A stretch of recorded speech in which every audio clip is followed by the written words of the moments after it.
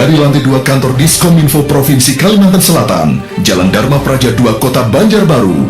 Inilah 104,7 Abdi Persada FM.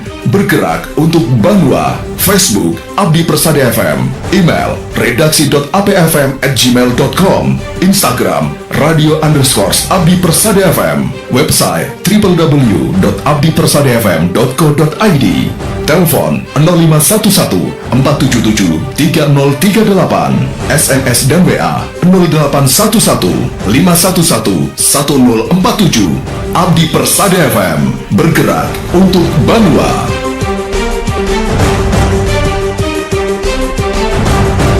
Inilah Dialog Persada.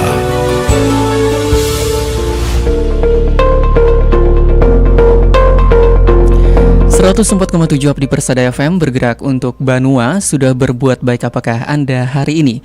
Dan senang sekali insan Persada dapat menyapa Anda kembali dalam program Dialog Persada bersama saya Ridho Syarif untuk edisi hari ini ya, di hari Kamis 14 Maret 2024 yang bertepatan dengan bulan suci Ramadan 1445 Hijriah di hari yang ketiga insan Persada. Semoga hari ini puasanya lancar semuanya ya. Nah insan Persada, hari ini kita Dialog Persada bersama RSUD Ulin Banjarmasin Provinsi Kalimantan Selatan. Dan tentunya hari ini akan ada tema yang spesial untuk kita angkat dan kita bahas bersama narasumber yang tentunya dari RSUD Ulin Banjarmasin ya. Nah, hari ini insan Persada tema kita mengenai penyakit ginjal dan terapi pengganti ginjal. Wah, tentunya menjadi tema yang menarik sekali ya untuk kita pahami semuanya, dan kita akan mendapatkan informasi dari dokter yang ahlinya tentunya. Kita saat ini sudah terhubung dengan narasumber kita dari RSUD Ulin Banjarmasin dan kita mau sapa beliau terlebih dahulu. Di ujung telepon saat ini ada Dr. Enita MSc SPPD KGH Finasim. Assalamualaikum warahmatullahi wabarakatuh, dokter. Waalaikumsalam warahmatullahi wabarakatuh, Mas Ridho. Alhamdulillah, sehat dokter? Alhamdulillah sehat. Alhamdulillah, kedengaran, Masya Allah. Ini kedengaran suaranya seger banget nih. Ini saya manggilnya dokter Enita. Betul. Oke, siap. Dokter Enita, gimana nih puasanya tahun ini? Alhamdulillah, insya Allah belum ada bolongnya ya. Alhamdulillah. Mudah-mudahan lancar. Satu bulan. Kesehatan bisa menjalankan puasa dengan baik. Amin, amin ya rabbal alamin. Tadi benar ya dok ya, saya baca nama dokternya ini. Betul. Alhamdulillah. Iya, soalnya panjang, Masya Allah ini gelarnya. Dokter, hari ini kan kita akan membahas mengenai penyakit ginjal kronik dan terapi pengganti ginjal. Nah, mungkin bisa sapa-sapa insan Persada dulu yang ada di manapun berada nih. Iya. Assalamualaikum warahmatullahi wabarakatuh. Selamat pagi insan Persada. Perkenalkan, saya Dr. Enita Rahmawati, spesialis penyakit dalam, konsultan ginjal hipertensi. Ya, saat ini saya bertugas aktif sebagai SN di Rumah Sakit Ulin Banjarmasin, dan juga diberi kepercayaan sebagai kepala instalasi dialisis di Rumah Sakit Ulin Banjarmasin. Ya, memang untuk bidang keilmuan saya sejauh ini saya sudah berfokus untuk menangani pasien-pasien penyakit dalam, khususnya mereka yang memiliki penyakit ginjal kronik, apakah sudah ada kebutuhan untuk menjalani dialisis atau cuci darah, dan juga untuk pasien-pasien dengan hipertensi. Ya. Oke, siap. Nah, sekarang langsung saja nih kita bahas tentang penyakit ginjal sendiri. Nah, dokter, apa sih itu penyakit ginjal kronis ini? Kan ada singkatannya ya, CKD ya? Ya, CKD itu bahasa Inggrisnya, chronic kidney disease. Kalau misalkan bahasa Indonesianya, bahasanya penyakit ginjal kronik terminologi. Gitu. Apa itu dokter penyakit ginjal kronis ini? Ya, jadi penyakit ginjal kronis itu merupakan suatu penurunan fungsi ginjal yang ditandai dengan adanya penurunan laju filtrasi glomerulus, ya.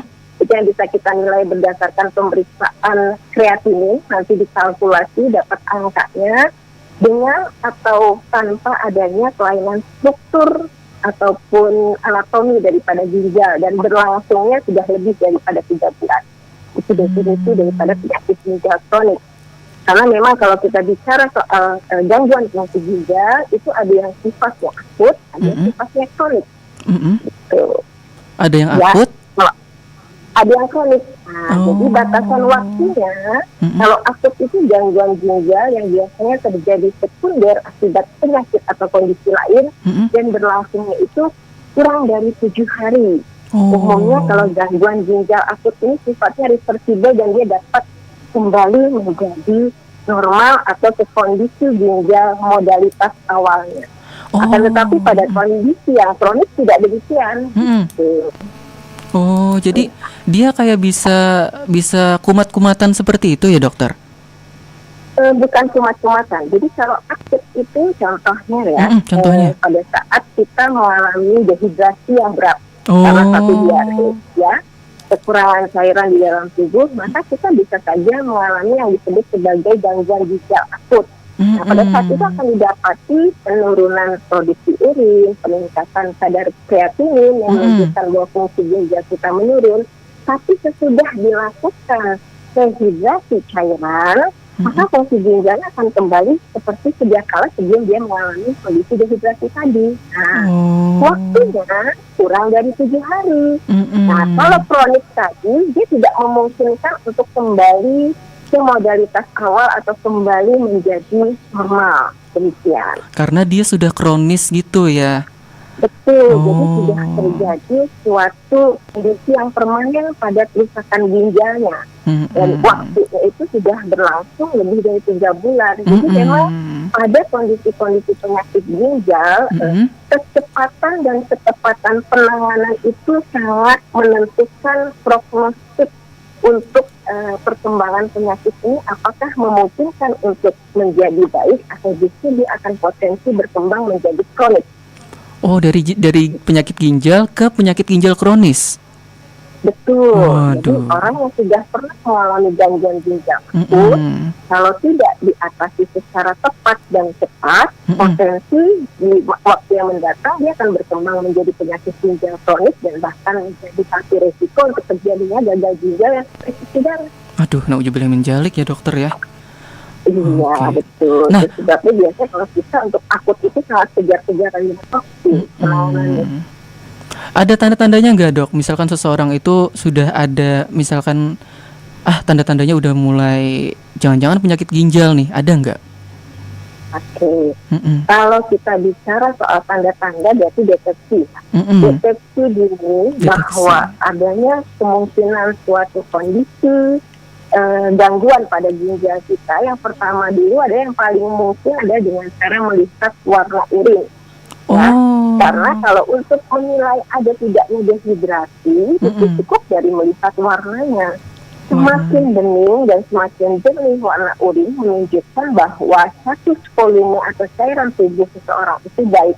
Tetapi semakin pekat warnanya menunjukkan bahwa volume cairan di dalam tubuhnya tentunya kurang. Dan kalau dia semakin pekat seperti warna teh, bukan tidak mungkin dia mengalami satu kondisi dehidrasi yang berat. Itu dari warna. Selain dari warna, ya ada juga beberapa kondisi lain. Contoh ya, kita menemukan kenapa dok titik saya berbusa, kenapa titik saya kok seperti ada gambaran berpasir gitu dok kalau dipegang, atau ada tingkat kekerukan. Itu juga menunjukkan bahwa ada sesuatu yang tidak normal dari sistem saluran kemih kita atau ginjal kita. Mungkin saja apakah ada kemungkinan awal dari batu saluran kemih, ya, apakah merupakan suatu petanda atau deteksi awal dari suatu keganasan atau tumor, biasanya ditandai dengan kemih yang berubah menjadi warna merah, ya, itu bisa dilihat.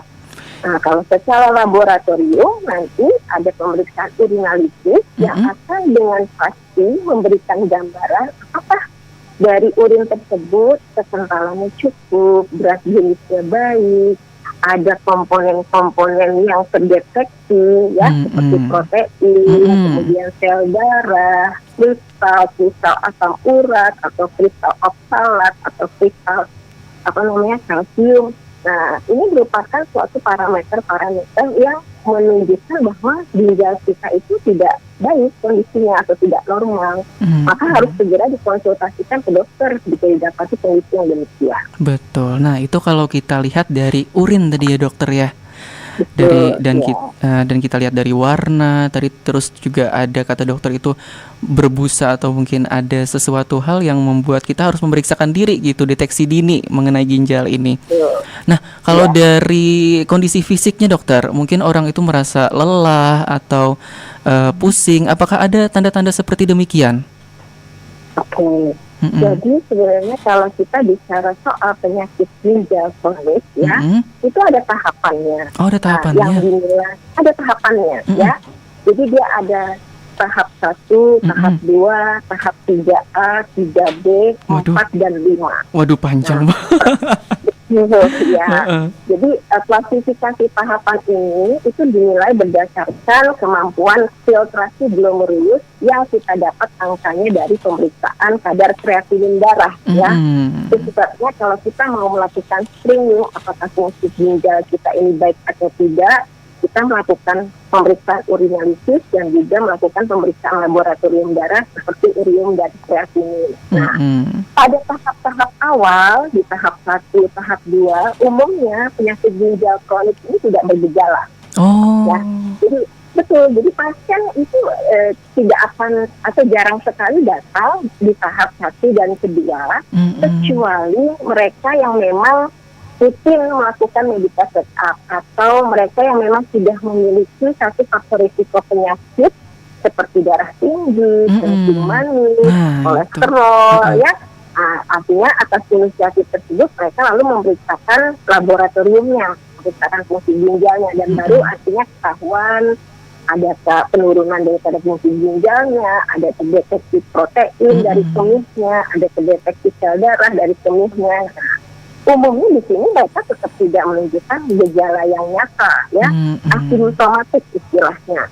Nanti pada saat mulai masuk ke tahap 3A, 3B sampai dengan tahap 5 itu baru mulai ada tanda-tanda seperti terjadi peningkatan tekanan darah, ya, mungkin juga ada perubahan volume dari air kemih yang tadinya kalau tiap kali minum ya berkemih, tapi sekarang kok kemihnya kayaknya lebih sedikit ya dok, kayak gitu. Atau ada merasa ada bengkak di kaki, padahal tidak sedang melakukan perjalanan jauh, ya. Artinya dalam kondisi yang normal saja dia merasakan kenapa muncul bengkak silang timbul pada daerah tungkai bawahnya, ya. Terus seperti yang saya katakan sebelumnya, bisa saja ada perubahan warna kemih, ya. Seperti berbusa, berwarna merah, menunjukkan ada sel darah, ya. Nah, sesak itu biasanya kalau sudah muncul di tahap lanjut seperti di tahap 5, di mana memang fungsi ginjal sudah menurun secara nyata, kemampuan berkemihnya itu betul-betul semakin berkurang, sehingga pasien sudah mulai mengalami bengkak tidak semata-mata hanya pada tungkai atau kaki, tapi juga bisa juga ada penumpukan cairan di perutnya, bahkan sampai di paru-parunya, ya. Nah, akhirnya muncul gejala mual dan muntah, nafsu makan menurun, kulit kering dan gatal-gatal. Nah, ini umumnya yang akan dijumpai pada pasien-pasien dengan penyakit ginjal kronis tahap 5. Nah, di sini yang kita akan bicara nanti apakah pasien itu sudah membutuhkan satu terapi pengganti ginjal atau tidak. Betul. Oke, siap. Wah, ini saya jadi lebih banyak tahu informasi mengenai ginjal. Terima kasih banyak ya dokter ya. Sama-sama. Kita saling berbagi. Betul. Semoga insan persada juga bisa menyerap dialog hari ini yang sangat menarik ini ya. Oke, nah dokter, ini saya jadi pengen check up juga jadinya.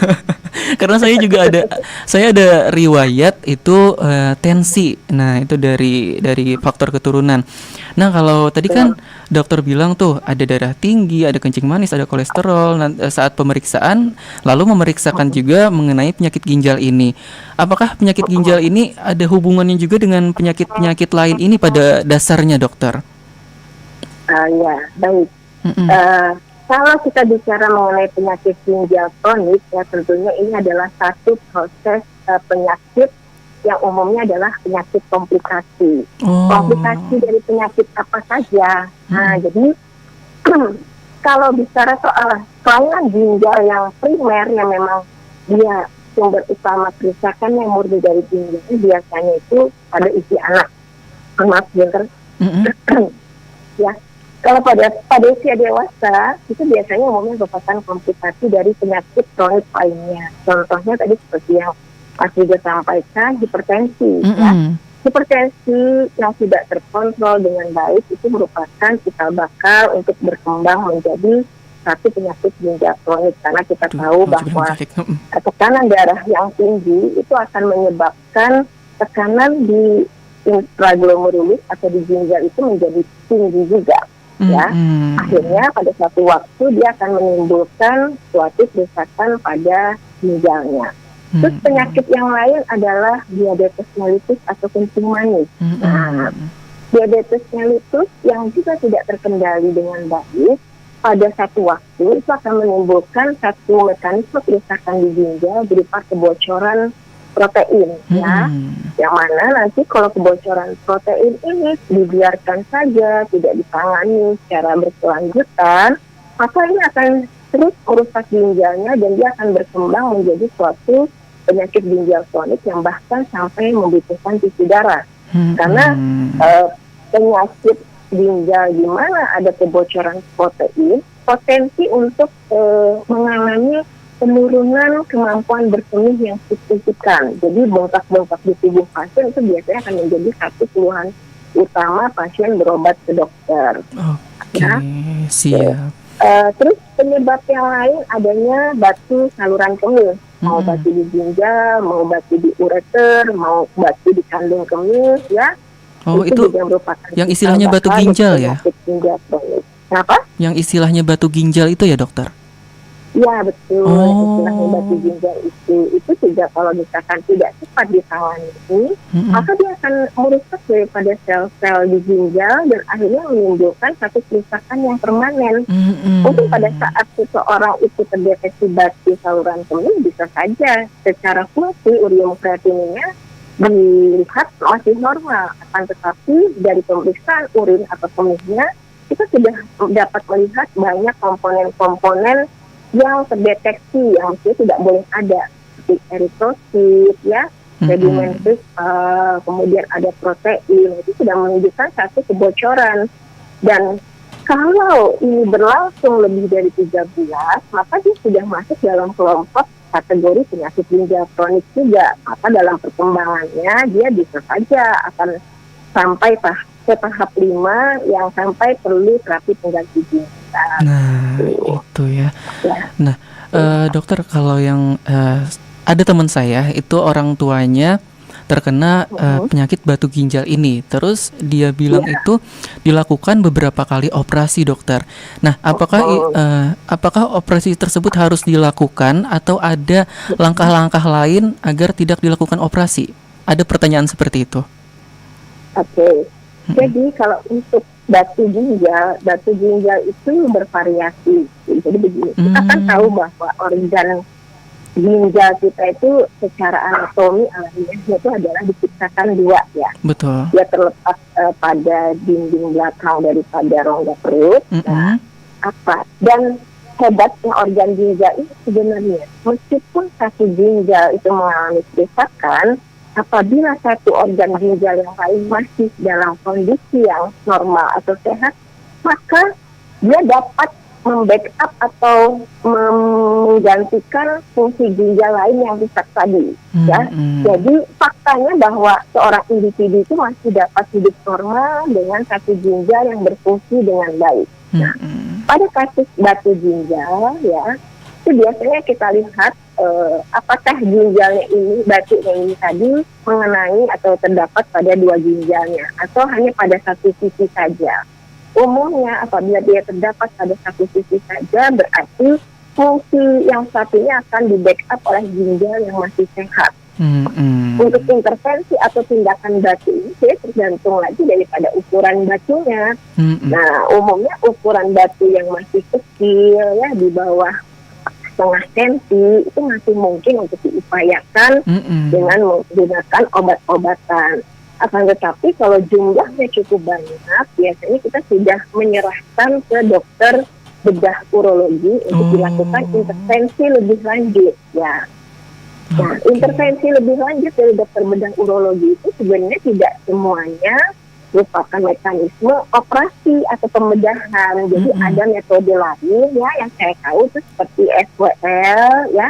Jadi bukan pembedahan, jadi semacam penyinaran dengan menggunakan satu istilahnya radiasi dan frekuensi tertentu untuk memecah batu tersebut sehingga pada saat dia menjadi partikel yang lebih kecil itu dapat keluar bersamaan dengan air kemih atau urin.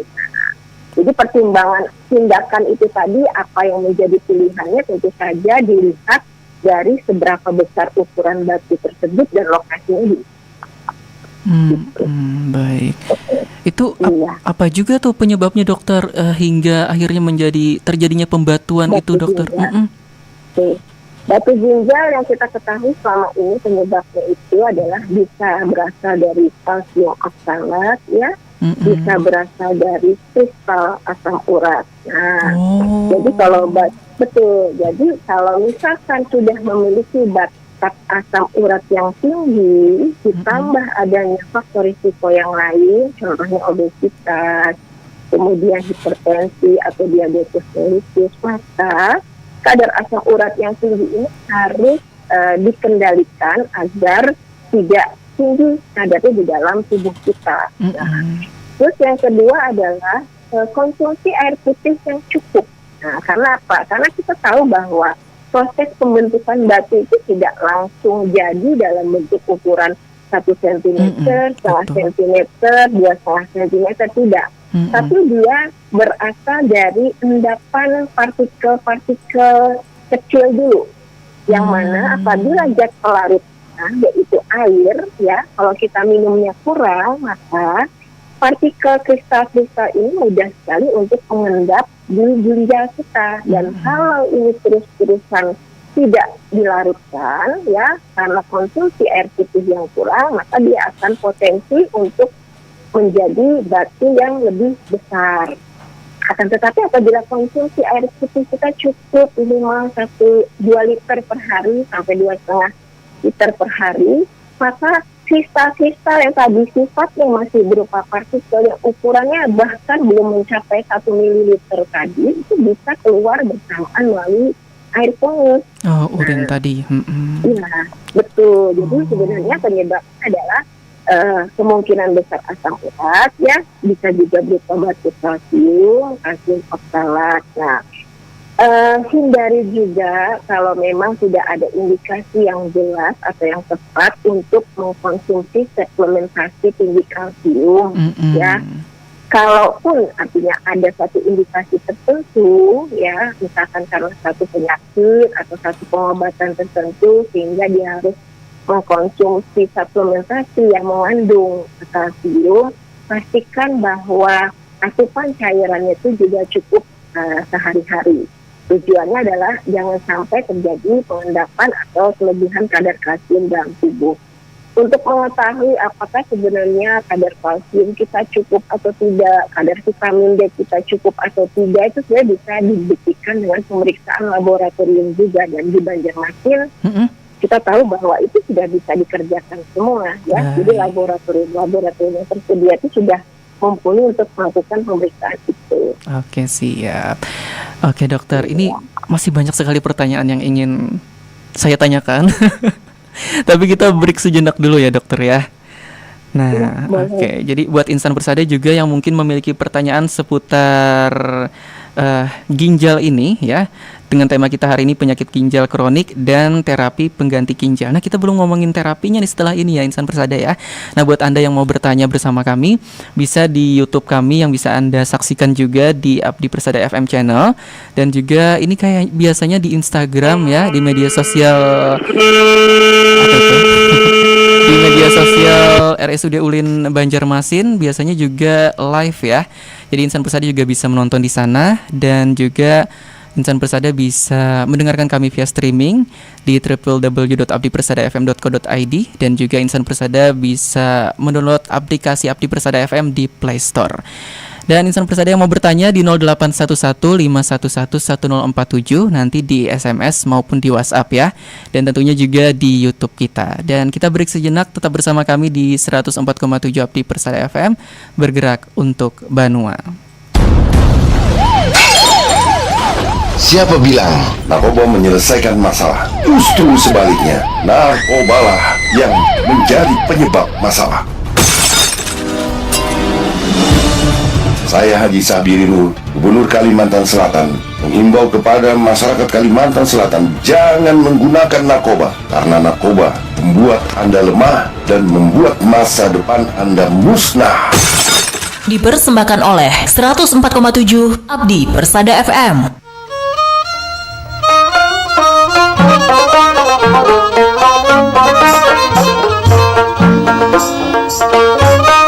Assalamualaikum warahmatullahi wabarakatuh. Insan Persada dimanapun Anda berada, saya Raudatul Jannah Sabirinur, Ketua Tim Penggerak PKK Provinsi Kalimantan Selatan. Bagi masyarakat Kalimantan Selatan yang berada di luar daerah atau di luar negeri, Anda bisa mendengarkan Radio Abdi Persada melalui radio streaming. Caranya, download aplikasinya di Play Store, ketik Radio Abdi Persada FM. Dengarkan terus 104,7 Abdi Persada FM, bergerak untuk Banua.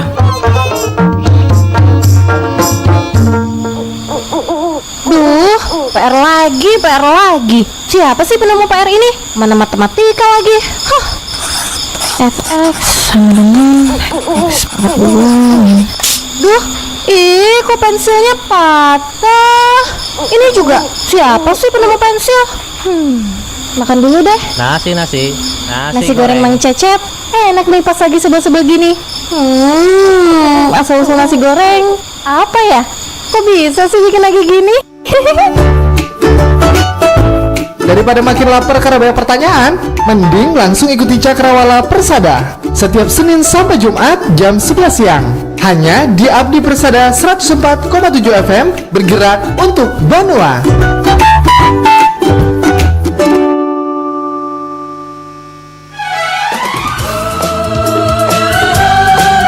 Aduh, jadi pengen joget kan karena lagu ini? Atau jadi pengen nyanyi karena udah hafal lagu-lagu Bollywood?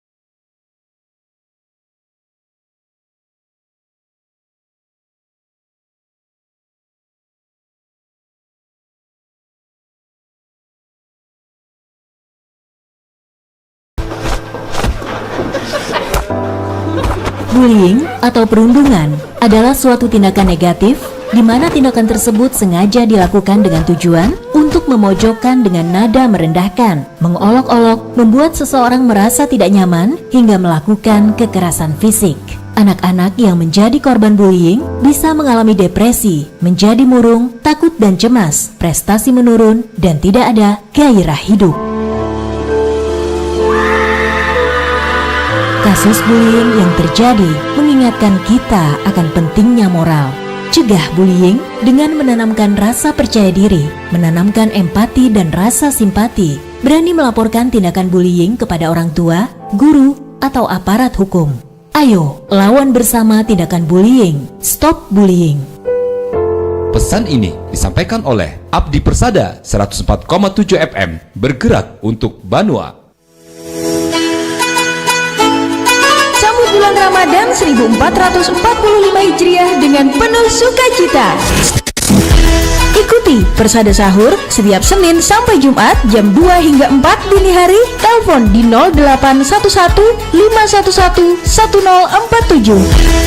Ensiklopedia Islam Ramadan setiap Jumat jam 12 siang yang menghadirkan pengetahuan seputar teladan Nabi, Quran, dan hadis.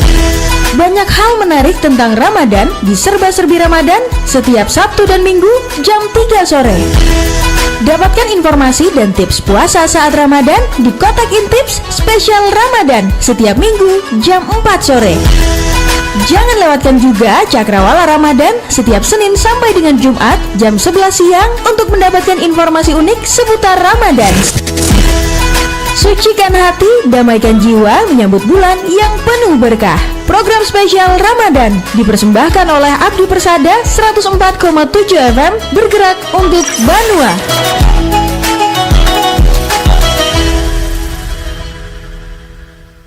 Anda masih mendengarkan program Dialog Persada.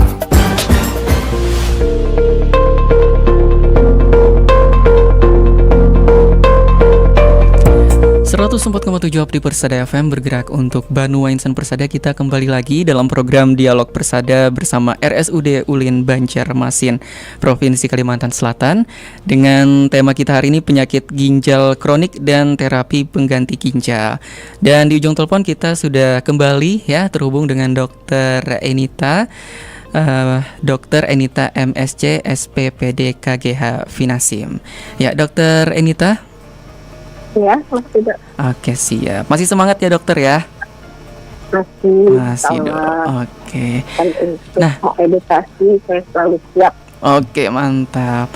Nah, Insan Persada juga tentunya harus semangat juga ya hari ini ya, terutama yang menjalankan ibadah puasa.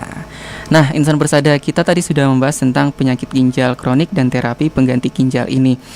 Nah, dokter, kita belum nih membicarakan tentang terapi pengganti ginjal ini. Mungkin ada juga Insan Persada yang awam ya, termasuk saya juga nih, tentang terapi pengganti ginjal. Nah, seperti apa itu dokter? Baik, jadi pada kasus di mana seseorang sudah didiagnosis mengalami penyakit ginjal kronik tahap 5, artinya kita bicara sudah mengenai fungsi ginjal yang sangat-sangat menurun, ya. Baik kemampuan untuk berkemih atau mengeluarkan urinnya, baik artinya kemampuan untuk kontrol tekanan darahnya yang kurang baik, baik kemampuannya untuk mengatur produksi daripada hormon sel darah merah yang dibentuk di sumsum tulang, itu juga asalnya dari fungsi ginjal yang baik. Nah, dalam kondisi demikian tentunya kita sudah harus memikirkan bagaimana upaya untuk mencarikan terapi pengganti ginjal untuk menggantikan fungsi ginjalnya yang sudah rusak tadi. Ya. Jadi sudah kalau rusak gitu ya diagnosanya. Jadi kalau di tahap 5 itu sudah fungsi ginjalnya sangat-sangat menurun. Jadi boleh dianggap dia mengalami kerusakan yang sudah permanen dan tidak mungkin lagi untuk dikembalikan menjadi normal seperti sedia kala. Walaupun tadi ada 2 ginjal dan satunya membackup, tapi ini karena dua-duanya sudah sudah rusak tadi ya? Betul, jadi kalau dalam konteks kronis, pastinya dalam evaluasi kita, kedua ginjal sudah... Ya, dokter? Ya, Insan Persada, mungkin ada sedikit gangguan ya. Ya, dokter? Dokter? Iya, Dokter Enita, suaranya kurang jelas. Mungkin di sana ada sedikit. Ya, apa kalau suara saya jelas? Ya, ya, Insan Persada, mungkin kita break sejenak terlebih dahulu ya. Tetap bersama kami di 104,7 Abdi Persada FM. Sambut bulan Ramadan 1445 Hijriah dengan penuh sukacita. Ikuti Persada Sahur setiap Senin sampai Jumat jam 2 hingga 4 dini hari. Telepon di 0811 511 1047. Ensiklopedia Islam Ramadan setiap Jumat jam 12 siang yang menghadirkan pengetahuan seputar teladan Nabi, Quran, dan hadis. Banyak hal menarik tentang Ramadan di Serba-Serbi Ramadan setiap Sabtu dan Minggu jam 3 sore. Dapatkan informasi dan tips puasa saat Ramadan di Kotak Intips Spesial Ramadan setiap Minggu jam 4 sore. Jangan lewatkan juga Cakrawala Ramadan setiap Senin sampai dengan Jumat jam 11 siang untuk mendapatkan informasi unik seputar Ramadan. Sucikan hati, damaikan jiwa menyambut bulan yang penuh berkah. Program spesial Ramadan dipersembahkan oleh Abdi Persada 104,7 FM bergerak untuk Banua.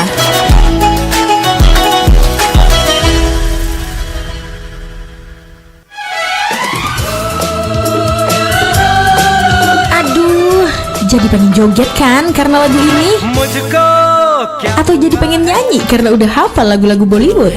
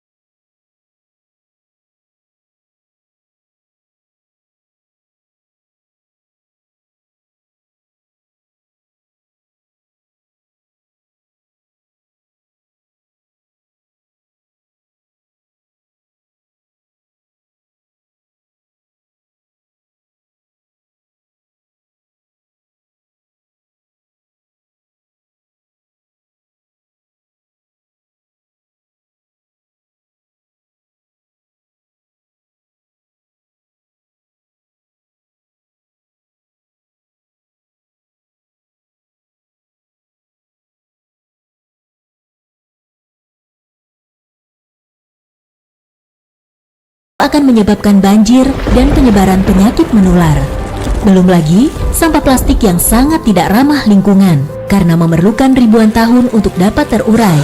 Dan juga pembakaran sampah plastik menyebabkan asap beracun dan berbahaya. Bukan hanya di sungai dan daratan, bahaya sampah plastik mengancam keberlangsungan ekosistem laut. Nah, mulai saat ini kita wajib mengurangi penggunaan barang atau kemasan plastik sekali pakai. Caranya dengan membawa tumbler atau botol minum sendiri, menggunakan tas kain saat berbelanja, tidak menggunakan sedotan plastik, dan membuang sampah pada tempatnya. Yuk, selamatkan bumi Indonesia dari sampah plastik. Pesan ini disampaikan oleh Abdi Persada 104,7 FM bergerak untuk Banua. Anda masih mendengarkan program Dialog Persada. Ya, Insan Persada kembali lagi dalam program Dialog Persada bersama RSUD Ulin Banjarmasin. Mohon maaf tadi ada sedikit kendala ya. Dan kita sudah terhubung kembali dengan Dr. Enita. Langsung saja kita sapa beliau, Dokter. Iya. Iya, mohon maaf tadi ya Dokter ya. Ini suara saya udah jelas kembali? Iya. Alhamdulillah. Oke, nah kita kembali nih Insan Persada ya, membahas tentang penyakit ginjal kronik dan terapi pengganti ginjal. Nah dokter, kita tadi membahas tentang terapi pengganti ginjal. Nah kita lanjutin ya dokter ya. Nah jadi tadi itu kedua ginjalnya sudah dinyatakan rusak, jadi perlu terapi pengganti ginjal seperti itu ya? Iya betul. Seperti jadi, apa? Pengganti ginjal itu sebenarnya ada yang alamiah dan ada yang buatan. Ya. Kalau alamiah itu artinya asalnya dari organ tubuh manusia itu sendiri. Tapi kalau buatan berarti menggunakan satu alat bantu, ya. Seperti apa yang alamiah dari tubuh manusia itu sendiri? Transplantasi atau cangkok ginjal itu merupakan bentuk terapi pengganti ginjal yang alamiah. Ya, artinya ada orang mendonorkan ginjalnya yang sehat untuk diberikan salah satunya kepada pasien dengan penyakit ginjal kronik yang memang sudah dinyatakan perlu menjalani terapi pengganti ginjal. Kalau buatan itu ada dua metode, dengan menggunakan mesin dan yang kedua hanya dengan cara melakukan pergantian cairan melalui satu akses kateter di perut. Yang menggunakan mesin istilahnya hemodialisis atau cuci darah, ya. Cuci darah, iya. Yang umum sekali di masyarakat kita. Sedangkan yang satu tadi itu adalah peritoneal dialisis. Jadi peritoneal dialisis itu mekanismenya adalah pasien dengan gagal ginjal itu akan melakukan pergantian cairan secara berkala dalam satu hari ya, biasanya frekuensi pergantiannya 4 kali sehari melalui satu akses yang kita sebut sebagai kateter Tenkov untuk dimasukkan dan dikeluarkan dari rongga perutnya. Nanti cairan ini kan akan melakukan proses cuci darah secara sendiri. Gitu. Oke. Nah, jadi iya, itu juga saya tidak asing untuk mendengar tentang cuci darah ini. Apakah nih dokter, penderita ginjal ini dengan cuci darah tadi itu bisa disembuhkan, dokter? Oh tidak, jadi kalau sudah bicara penyakit ginjal kronik itu tidak ada kategori sembuh, adanya hanya istilahnya terkontrol. Sama halnya dengan penyakit hipertensi, diabetes mellitus, itu kategorinya terkontrol. Maksud terkontrol bagaimana? Kita mengontrol bagaimana racun-racun ureum, kreatinin, sampah-sampah metabolisme yang dihasilkan oleh tubuh itu tidak sampai mencapai efek toksik atau efek racun ke tubuh pasien itu sendiri. Karena idealnya kan dia harusnya dikeluarkan atau dibuang oleh ginjal yang sehat. Karena ginjalnya rusak, dia tidak ada kemampuan untuk membuang lagi. Oke, jadi cuci darah tadi sebagai pengganti ginjal. Ya, tanpa memindahkan organ ginjal dari pasien itu sendiri. Jadi di dalam tubuhnya tetap saja ada ginjalnya, tidak diotak-atik, tidak dipindahkan, tidak dikurangi, ya. Begitu juga dengan mekanisme cangkok ginjal. Cangkok ginjal itu bukan artinya ginjal pasien yang sakit diambil satu, dikeluarkan, terus dipasangkan ginjal yang sehat, tidak. Jadi ginjal pasien yang sakit tetap saja berada di dalam tubuh pasien, tapi ditambahkan atau dipasangkan lagi satu ginjal dari donor yang sehat. Nah, ini ada pertanyaan dokter. Misalkan kita kan nih lagi bulan Ramadan nih ya, kondisinya lagi berpuasa. Nah, kalau orang yang rutin menjalankan cuci darah ini, bagaimana puasanya? Jadi sebenarnya kalau untuk konteks berpuasa ya ada beberapa pendapat ahli agama. Kalau bicara soal terapi pengganti ginjal atau cuci darah, ini kan sebenarnya metode pengobatan ya, gitu. Jadi kalau memang pasien yang dengan cuci darah rutin, baik dengan hemodialisis ataupun dialisis peritoneal itu tadi, sebaiknya apabila dia hendak melakukan puasa berkonsultasi terlebih dahulu kepada dokter. Mengingat meskipun sama-sama pasien cuci darah, tapi ada kondisi-kondisi yang berbeda atau personal dari masing-masing pasien. Ya, ada pasien yang secara kualitas hidupnya memang masih dalam kondisi yang prima, baik, ya. Kemampuan berkenihnya itu masih ada cukup kayak gitu, sehingga dia tidak sering mengalami kondisi overload cairan. Nah, kalau kondisi demikian, artinya jika hendak berpuasa sebenarnya juga tidak ada larangan. Ya, justru dengan berpuasa mungkin akan membantu dalam asupan cairan di tubuhnya, karena kemungkinan overload tadi menjadi lebih sedikit. Asalkan pada saat pasien berbuka puasa itu tidak mengkonsumsi makanan-makanan secara berlebihan, akan memicu penambahan cairan di tubuh pasien menjadi lebih banyak atau memicu peningkatan kadar kalium yang banyak pula. Siap. Itu dokter, misalkan yang sudah rutin itu biasanya setiap 1 bulan sekali atau seperti apa dokter? Ya, halo? Dokter, misalkan orang penderita ginjal ini yang sudah melakukan cuci darah nih dokter, itu berapa bulan sekali? Mas Rido, saya suaranya terputus-putus. Oh, suaranya terputus-putus. Kalau seperti ini, halo, dokter, masih terputus? Iya, masih terputus. Saya nggak mendengar. Oh, mungkin pertanyaannya Mas Rido apa? Oke, saya coba lagi ya. Oke, nah Insan Persada kita mencoba kembali untuk terhubung dengan narasumber kita. Ini Dr. Enita ya dari RSUD Ulin Banjarmasin.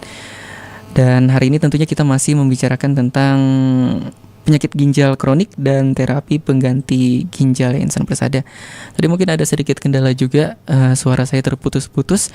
Nah dokter, kalau seperti ini gimana dokter? Ya. Oke. Ya. Lancar? Iya lancar. Alhamdulillah. Ini mungkin ya. biar kita lebih sabar lagi dalam berpuasa ya dokter ya.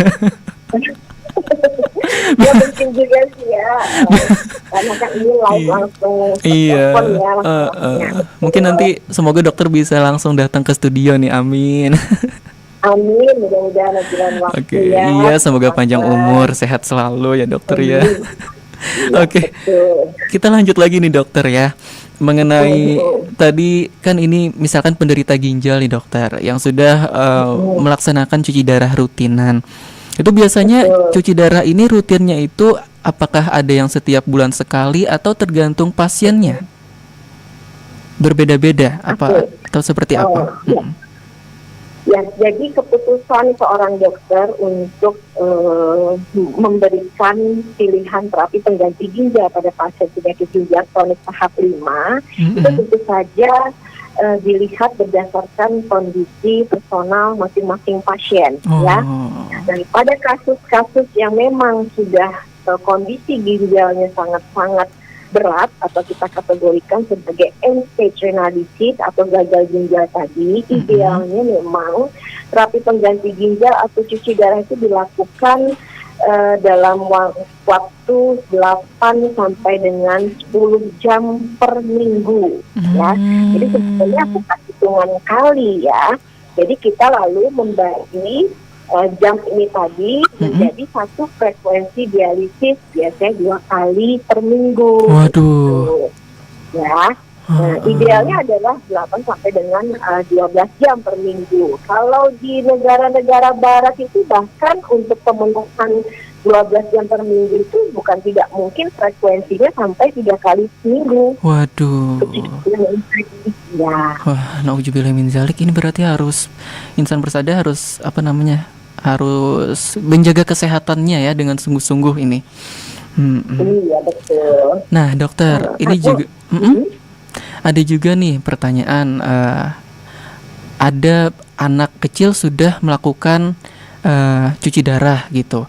Nah terus ada juga yang orang tua banget itu juga cuci darah. Apakah penyakit ginjal ini tidak mengenal usia dokter? Iya. Jadi kalau kasus-kasus pada orang dewasa ya, terutama kalau usianya sudah 40 tahun, umumnya penyebabnya adalah penyakit-penyakit kronik seperti hipertensi, kencing manis, ya, infeksi saluran kemih berulang, kemudian adanya batu saluran kemih. Kalau pada anak-anak itu umumnya adalah penyakit ginjal kongenital. Ya, dimana kalau jadi bawaan sejak lahir betul penyakit itu sudah terdeteksi. Ya, sehingga apakah karena misalkan ukuran ginjalnya yang kecil atau sistem salurannya terganggu atau karena adanya suatu mekanisme kebocoran yang memang sifatnya sudah genetik. Nah, akan tetapi teknologi saat ini sudah mumpuni untuk mendeteksi adanya kemungkinan kelainan kongenital itu sejak kehamilan, ya. Jadi kalau di anak dan obstetri ginekologi itu sudah ada yang namanya deteksi kelainan kongenital secara dini. Jadi melalui ultrasonografi pada wanita hamil itu biasanya sudah dapat dilihat bagaimana pertumbuhan organ-organ vital dari janin gitu. Oke, siap. Nah, apakah bahaya nih dokter misalkan tidak dijalankan cuci darah ini secara tepat waktu? Nah, tadi kan kita paham bahwa fungsi ginjal salah satunya adalah berkemih atau mengeluarkan air. Terus yang kedua adalah membuang racun-racun sampah hasil metabolisme tubuh. Yang ketiga adalah mengontrol atau mengendalikan tekanan darah.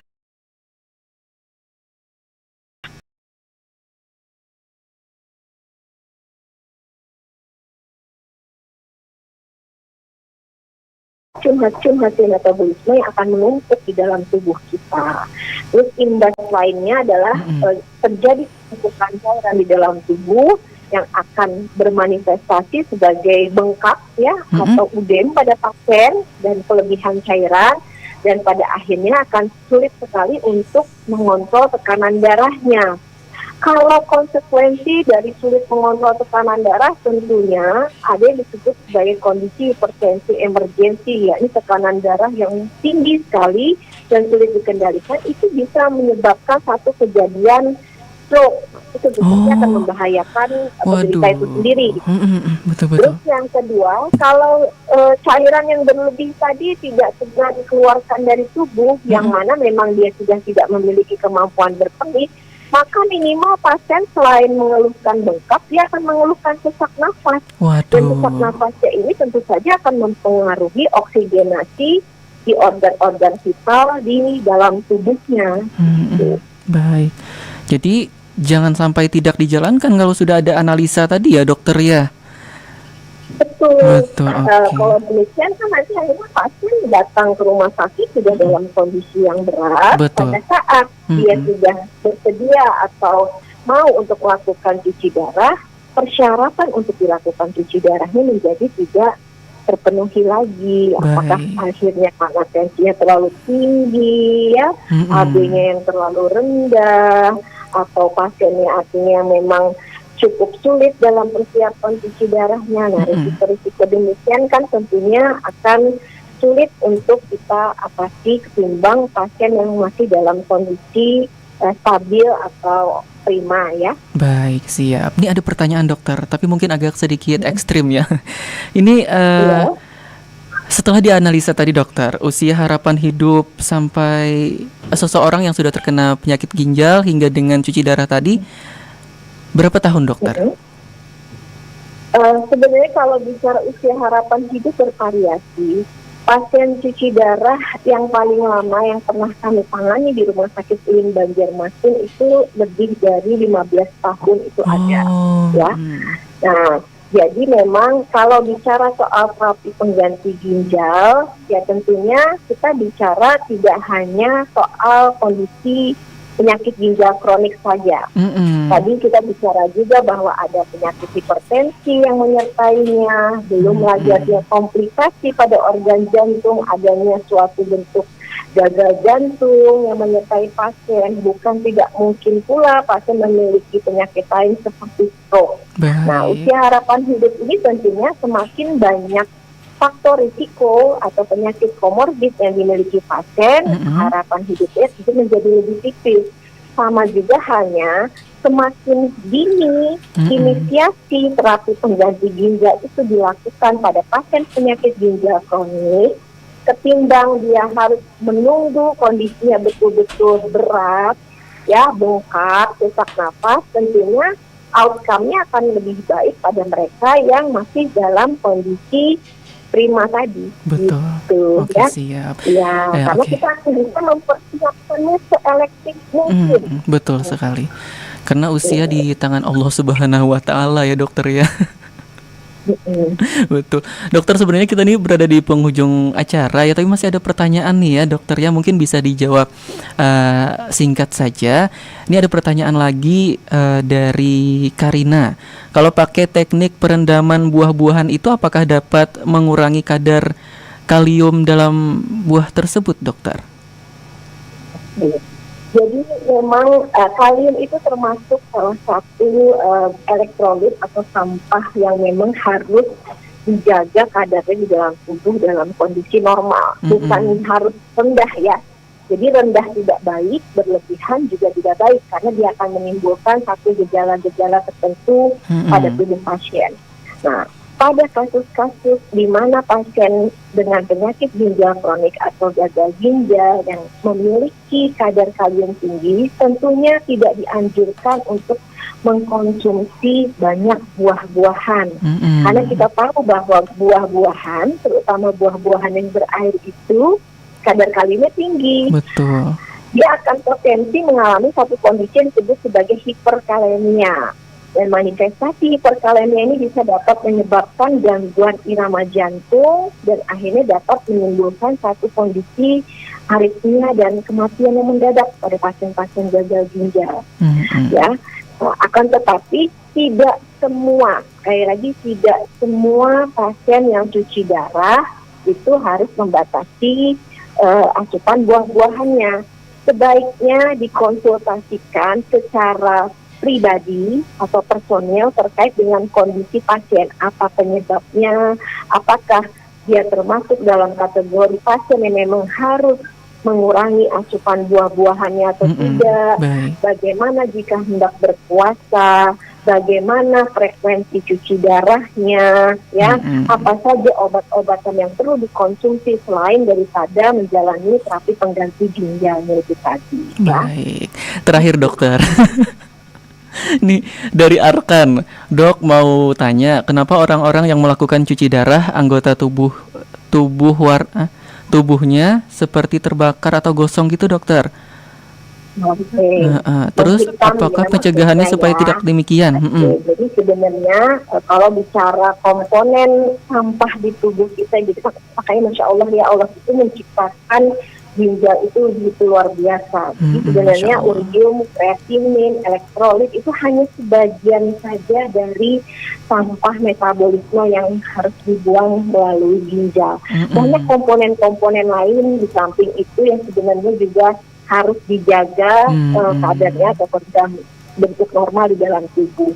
Nah, penumpukan urium itu manifestasinya memang tidak semata-mata bisa menyebabkan kondisi uremik, ya, gejala-gejala seperti mual, muntah, tapi dia juga mampu menimbulkan satu kelainan kulit atau rasa gatal-gatal di kulit, ya. Terus ada juga yang disebut sebagai toksin yang akan menyebabkan penumpukan atau efek terhadap kulit itu menjadi lebih hitam. Belum lagi pada pasien gagal ginjal, karena kemampuannya untuk memproduksi hormon sudah menurun, maka risiko terjadi anemia menjadi lebih besar. Pada saat anemianya itu masih di atas 8 atau 9 HB-nya, kita masih dapat mengintervensi dengan cara pemberian hormon eritropoietin secara injeksi atau suntikan. Akan tetapi pada saat kondisi anemia ini lebih berat, maka mau tidak mau kita harus melakukan transfusi darah. Yang mana efek daripada transfusi yang terlalu sering itu, selain daripada risiko terpapar penyakit ada, risiko alergi atau reaksi transfusi ada, risiko untuk terjadi penumpukan hem yang menyebabkan kulit menjadi lebih gelap itu tadi pun menjadi lebih besar pula. Jadi itu sebab-sebabnya. Oke, semoga terjawab ya untuk seluruh pertanyaan yang bertanya pada hari ini, dan kita cukupkan dulu karena kita sudah berada di penghujung acara. Luar biasa sekali, terima kasih Dokter Enita. Mungkin ada pesan terakhir nih untuk insan Persada yang mendengarkan pada hari ini. Baik, sebelum kita akhiri acara hari ini ya, saya ingin berterima kasih sebenarnya kepada juga Abdi Persada FM, Rumah Sakit UIN, karena sebenarnya hari ini kita memperingati Hari Ginjal Sedunia, ya. Kebetulan di tanggal 14 Maret ini pas banget ya, Hari Kesehatan Ginjal Sedunia di tahun 2024 itu diperingati. Jadi pesan saya tentunya mencegah lebih baik daripada mengobati. Jadi upayakan untuk selalu menjaga kesehatan kita. Jadi ada hal-hal yang harus diperhatikan, jangan sampai kita mengalami penyakit ginjal kronik. Dengan cara seperti apa? Pastikan yang pertama adalah selalu melakukan pemeriksaan atau medical check up secara rutin dan berkala kepada dokter yang disesuaikan dengan faktor risiko dan usianya masing-masing. Ada yang mungkin setiap bulan, ada yang mungkin per 3 bulan, ada yang mungkin setiap 1 tahun sekali, ya.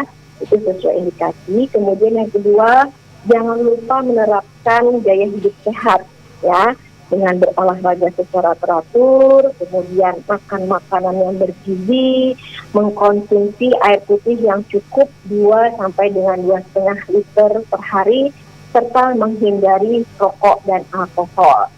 Kalau pada penderita hipertensi, kencing manis, sebaiknya juga kendalikan dan kontrol secara rutin tekanan darah dan kadar gula darah Anda. Baik. Tujuannya jangan sampai penyakit ini tadi kemudian hari berkembang menjadi penyakit ginjal kronik. Dan terakhir mungkin hindari mengkonsumsi obat-obatan tanpa resepan atau konsultasi dengan dokter, terutama obat-obatan anti nyeri. Betul. Mungkin demikian, Mas Rido. Baik, siap. Terima kasih banyak Dokter Enita atas waktunya dan kesempatannya sudah memberikan penjelasan kepada seluruh insan Persada kita semua hari ini. Ya, baik, sama-sama. Terima kasih kembali atas kesempatannya juga. Baik, selamat beraktivitas kembali dokter. Sukses selalu juga. Selamat menjalankan ibadah puasa. Ya, terima kasih banyak. Iya. Assalamualaikum warahmatullahi wabarakatuh. Waalaikumsalam warahmatullahi wabarakatuh. Iya, insan Persada, itulah tadi ya dialog kita hari ini bersama Dr. Enita MSc SPPD KGH Finasim, instalasi dialisis dari RSUD Ulin Banjarmasin di Dialog Persada bersama RSUD Ulin Banjarmasin Provinsi Kalimantan Selatan dengan tema kita penyakit ginjal kronik dan terapi pengganti ginjal untuk edisi hari ini di hari Kamis 14 Maret 2024 bersama saya Ridho Syarif yang bertugas. Semoga bermanfaat untuk kita semua dan seperti biasa jangan lupa untuk selalu berbuat baik dimanapun, kapanpun, dan kepada siapapun. Selamat menjalankan ibadah puasa 1445 Hijriah. Selamat siang, sampai jumpa. Wassalamualaikum warahmatullahi wabarakatuh. Demikian Dialog Persada. Dialog Persada 104,7 Abdi Persada FM.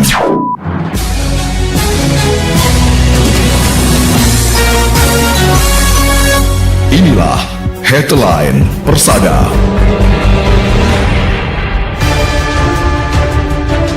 104,7 Abdi Persada FM bergerak untuk Banua. Inilah Headline Persada bersama saya Erva Yuradi. Dari Kalimantan Selatan, sebanyak 150 pedagang dan pelaku UMKM mengisi stand